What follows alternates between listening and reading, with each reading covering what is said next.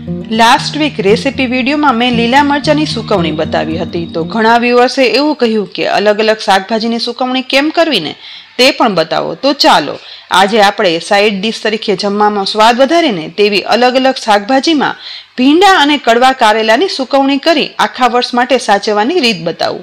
जेमां कारेलानी सुकवणी तो आपणे एवी रीते बनावशुं ने के खानारने ख्याल पण नहीं आवे के आ सुकवणी तो कड़वा कारेलानी बनी छे। एटली टेस्टी बनावવાની શરૂઆત અહીં મેં 250 ગ્રામ તાજા દાંડીવાળા મીડિયમ થી નાની સાઈઝના કારેલા લીધા છે। સુકવણી કરવા માટે આવા જ કૂણા અને મીડિયમ થી નાની સાઈઝના જ કારેલા પસંદ કરવાના। જો મોટા કારેલા હશે ને તો તે બનાવવામાં અને ખાવામાં બંને રીતે થોડા અઘરા પડે। અહીં કારેલાને એક પાણી ભરેલા ઊંડા બાઉલમાં ડૂબાડી ઘસી અને સાફ કરી લેવાના છે, જેથી તેના ઉપર છાલમાં ક્યાંય ધૂળ કચરો હોય ને તો તે દૂર થઈ જાય અને કારેલા ચોખ્ખા થઈ જાય, કારણ કે સુકવણી બનાવવામાં કારેલાની છાલ આપણે નથી કાઢવાની। સાફ કરેલા કારેલાને એક કિચન ટોવેલ પર કોરા કરવા રાખી દઈએ। એ જ રીતે સાથે સાથે ભીંડાની સુકવણી કરવા માટે અહીં મેં 250 ગ્રામ ભીંડા લીધા છે। સુકવણી કરવા માટે ભીંડાની ઉપરની દાંડી આ રીતે પ્રેસ કરતા તૂટી જાય ને એટલા કૂણા ભીંડા લેવાના। ભીંડાને પણ પાણીના બાઉલમાં ઉમેરી ઘસી અને સાફ કરી લેવાના છે, જેથી ધૂળ કચરો દૂર થઈ જાય।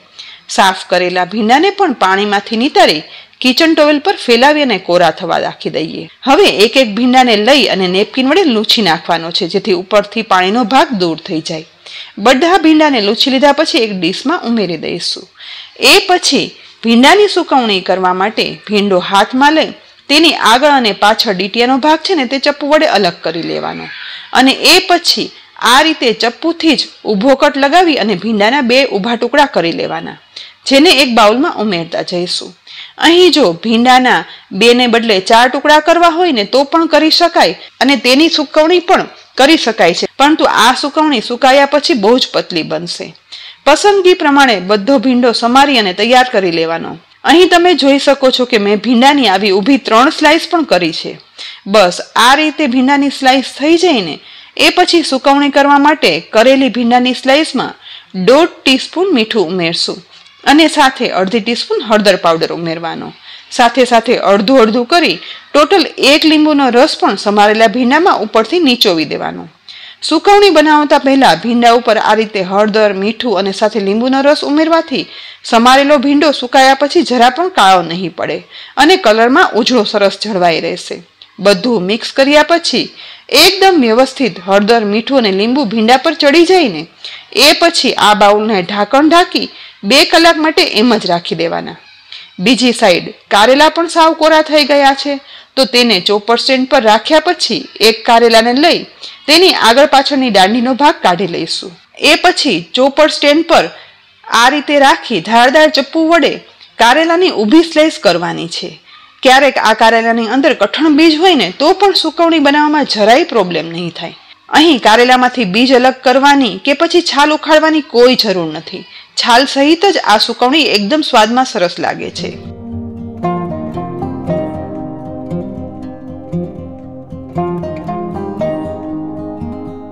અહીં આ રીતે એક કારેલાની સ્લાઇસ થઈ ગઈ છે, તો આ જ રીતે બાકીના કારેલાની સ્લાઇસ તૈયાર કરી લેવાની છે। સ્લાઇસ કરેલા કારેલાને એક બાઉલમાં કાઢતા જવાના। આ રીતે બધા કારેલાની સ્લાઇસ કર્યા પછી આ કારેલામાં પણ 2 ટીસ્પૂન મીઠું અને અડધી ટીસ્પૂન હળદર પાવડર ઉમેરી દઈશું। તેની સાથે જ પહેલા અડધા લીંબુનો રસ નીચવી લઈએ અને એ પછી ફરીથી બીજા અડધા લીંબુનો રસ, એમ ટોટલ 1 લીંબુનો રસ આ કારેલામાં નીચોવી લેવાનો। હવે હાથ વડે જ કારેલામાં હળદર, મીઠું અને લીંબુ મિક્સ કરી દેવાનું, જેથી કારેલા થોડીવાર એમ જ રહેશે ને તો મીઠાના કારણે તેની કડવાશ થોડી ઓછી થઈ જશે અને હળદર અને લીંબુના કારણે સુકવણી કર્યા પછી કાળી નહીં પડે, વર્ષભર સાચવીએ ને તો એવી જ ઉજળી કલરમાં જળવાઈ રહેશે। કારેલા ઉપર મસાલો એકદમ સરસ ચડી જાય ને એ પછી તેને પણ ઢાંકણ ઢાંકી 2 કલાક માટે એમ જ રાખી દેવાના। અહીં 2 કલાક પછી સૌથી પહેલા ભીંડાના બાઉલનું ઢાંકણ ખોલતા ભીંડાની સ્લાઇસ ઉપર હળદર, મીઠું, લીંબુ સરસ ચડી ગયા છે અને સ્લાઇસ થોડી સોફ્ટ પણ થઈ ગઈ છે। એ જ રીતે કારેલાના બાઉલનું ઢાંકણ ખોલતા કારેલા ઉપર પણ હળદર, લીંબુ અને મીઠું ચડી કલરમાં સહેજ પીળાશ પડતા થઈ ગયા છે। સ્લાઇસ થોડી સોફ્ટ પણ થઈ છે। તો હવે આ કારેલાની સ્લાઇસને લઈ તડકામાં કોટનના કાપડ રાખી તેના પર એક પછી એક સ્લાઇસ આ રીતે ફેલાવી અને સૂકવવાની છે। કારેલાની હળદર, મીઠું અને લીંબુવાળી આ સ્લાઇસ છે ને તે થિકનેસમાં થોડી વધારે છે, માટે એક અલગ આ રીતે સૂકવીએ ને તો તેને સુકાતા સમય નહીં લાગે. ધીરે ધીરે કરી બધી જ કારેલાની સ્લાઇસ અલગ અલગ ફેલાવી દીધા પછી એ જ રીતે ભીંડાની હળદર, મીઠું અને લીંબુવાળી સ્લાઇસને પણ બાઉલમાંથી એક લઈ અલગ અલગ કરતા જઈ અને બાજુમાં ફેલાવી દેવાની છે, જેથી તડકામાં 24 કલાકમાં સુકાઈ જાય. અત્યારે હળદર, મીઠું અને લીંબુ દેવાથી થોડી એવી સોફ્ટ લાગતી અને ચીકાશ પડતી આ ભીંડાની સ્લાઇસ સુકાયા પછી ચીકાશ સાવ દૂર થઈ જશે અને ભીંડો એકદમ ક્રિસ્પી થઈ જાય છે. બાજુમાં ફેલાવી લીધા પછી ભીંડાની અને કારેલાની આ સ્લાઇસ ક્રિસ્પી ના થાય ને ત્યાં સુધી, એટલે કે લગભગ તડકામાં 24 કલાક સુકવવા દેવાની છે. માત્ર 24 કલાક તડકામાં સુકવ્યા પછી જોઈ શકાય છે કે ભીંડાની અને કારેલાની સ્લાઇસ સુકાઈ એકદમ ક્રિસ્પી થઈ ગઈ છે. ભીંડાની સ્લાઇસ પણ જોઈ શકો છો કે કલરમાં સુકાયા પછી એકદમ ઉજળી રહી છે અને સ્વાદમાં ખારાશ પડતી, થોડી ખટાશ પડતી પણ લાગશે. એ જ રીતે કારેલાની આ સુકાયેલી સ્લાઇસ છે ને તે પણ તમે ટેસ્ટ કરશો ને તો જરા પણ કડવી નહીં લાગે.